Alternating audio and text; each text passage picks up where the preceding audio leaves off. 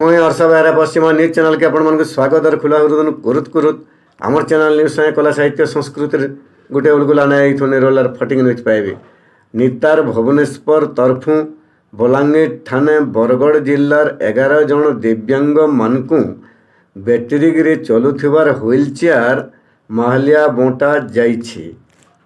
Sweet and smile संगठनर मूर्धनी मंजुलता दास उद्गने मेम्बर दिवाकर माझींकर अनुसार बांटी थिबार लगी दिव्यांग मानकर मुहे उषत आनंद खेली जाइछि। जेन माने पाइबार कथा से मैंने आवा दिने फेर पाइबे बोली बलांगीर नितान अनुष्ठान सूचाई देइछि।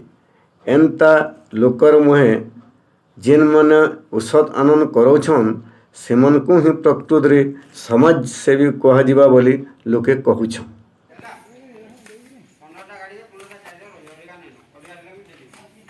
आज मैं बैटरी गाड़ी गोटे मिली से मत sweet smile NGO Manju madam जोगाजोग करते बहुत बहुत धन्यवाद।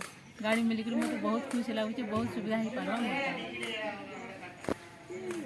जोहार माँ समलई तोर पुआ पर जाके रखिथबु तु समलई माँ मेट के विरोध करुवा दलाल टाउटर के मझिरे मझिरे दौथबु तु हन लई जोहार माँ समलई।